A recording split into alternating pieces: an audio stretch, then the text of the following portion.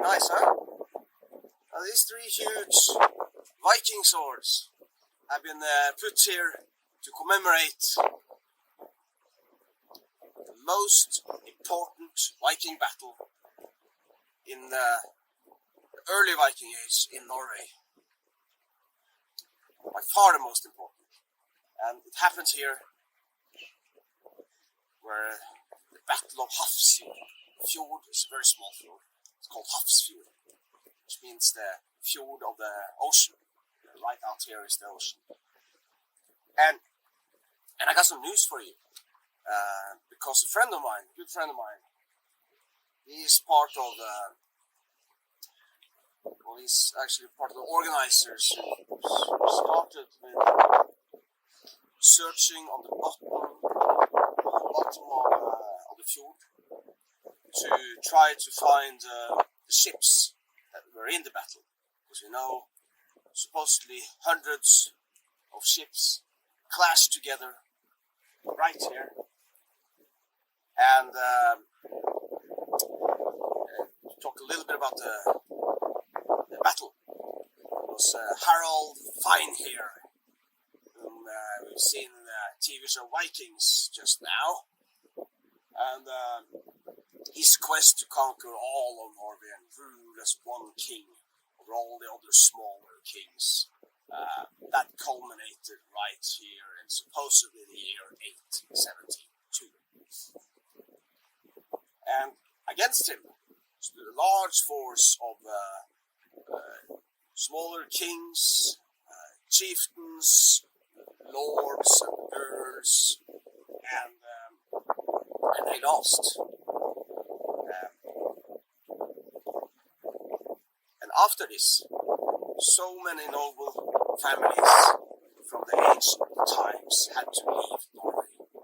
And that was certainly a catalyst for part of the migration out of Norway in the Viking Age around year 900 or so, earlier, maybe 872.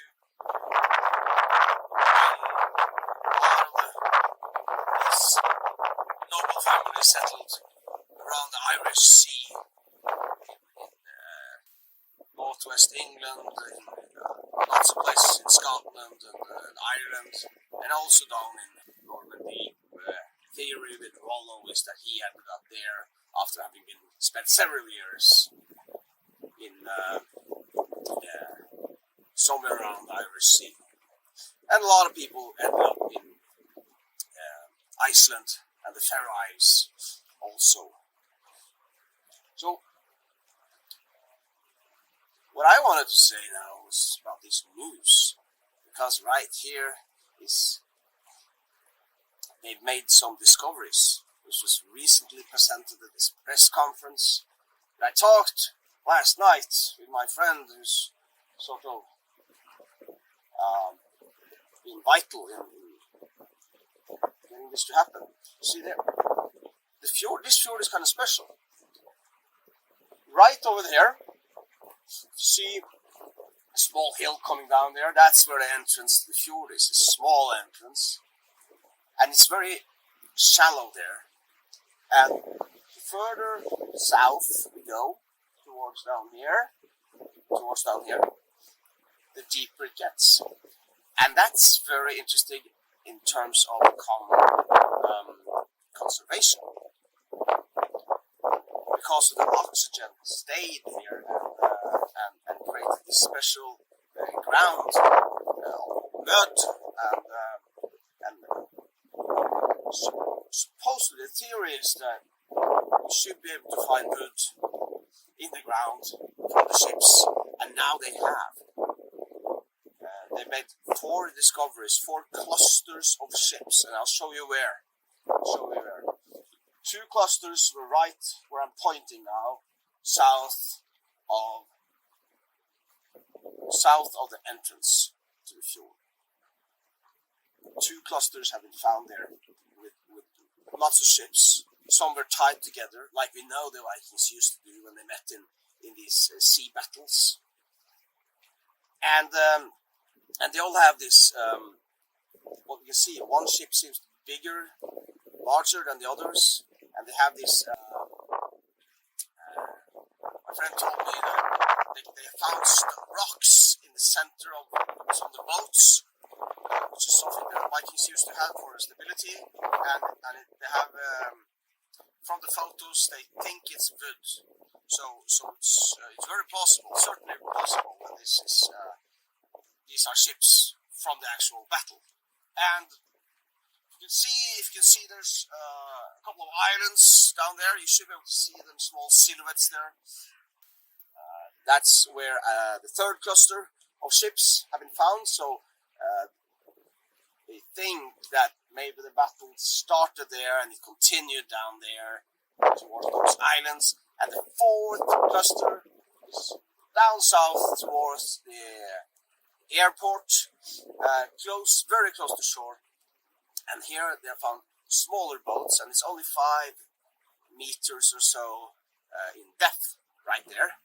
So the theory of the battle is that some tried to escape by rowing as fast as they could in that direction and landed there and sank their own boats to get away. And what they're doing now, they made the first part of the initial investigation is over now. They've handed over to the local authorities, which we'll see how long time they will spend on continuing this effort, because this has been a private investigation, actually, funded privately also. But now that they've had this made these solid discoveries, certainly we will find out something out more, and soon. And they've even financed the first part of the follow-up with the local authorities. They needed some money for divers to go down. I believe it was on 2 of these clusters. They wanted to go down, try to get some wood up for the C14, right? The analysis on the time, so you can see if it's wood, and you can see if you can get the time right. 1100 years back. That would be cool.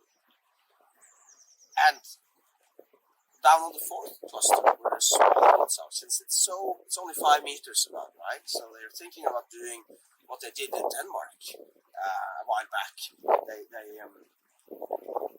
They took out the water. It's called something in English, I'm sure.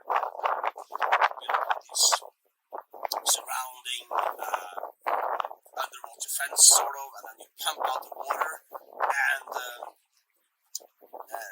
if it works, it's certainly promising. I'll tell you that, because then we'll have the smaller boats also. And yeah, so I'm really curious if you're able to find something here. Of course, it's exciting, and it's this famous battle site that I think all Norwegians know very, very well of, and think very well of. It was a sort of feudalism, or not feudalism, sorry, confederalism, against the one king wanting to rule them all, who won. So this battle, there have been several battles before. Lots of people opposed this idea. It's not like in the TV series Vikings at all. They really opposed the idea of having one king all over, ruling everyone. Because we have this long stretch of land, people had been in control of their territories for centuries, through local trade, and that was enough. So people wanted to continue in the old ways, but with Harald, when he came along and won through, especially with the gigantic number of sons he had who followed up, and the youngest one was the one who started coming with Christianity. That's when things changed, really. And this was the first motion of the disappearance of the clan society which we had at the start of the Viking Age. So as the sun is coming up now, It's early morning. I'm thinking a little bit philosophically, I guess, philosophically, that this is a very symbolic place also. Hafrsfjord has always been in my mentality, because when you read the sagas, or some of the sagas, you tend to, I mean, they were written on Iceland by the descendants of those who lost this battle, right? So it's a little bit subjective, of course it is. And you tend to, it's romanticized a little bit the way it was before, because we've all read the heroic sagas, which was before the Viking Age, and you have these small kingdoms against each other, and it's a little bit idyllic, even though it was harsh, of course. And then the way things changed is, of course, also important Vikings history. And if we're able to find out that these four clusters actually are where the ships are, that would be really cool, because I think we should be able to find armor, lots of swords and weapons, and also skeletons. If the conservation circumstances here on the bottom of the fjord is so good, so well preserved, certainly we should be able to find some skeletons, and then we can take some DNA also, and that's where I go. So I'm a little bit excited about this, because right now, as I may have mentioned in some of my other videos, I'm part of this huge Viking project. It's a huge DNA project, and sort of the Viking project is a part of that, but it's rather huge on that also, and goes back into the Iron Age and the Bronze Age, and we'll be able to tell, probably with the DNA, how the family lines have gone back. And here we are at the start of Norway, the start of the history of Norway with Harald Finehair, and we know so many names of these opponents.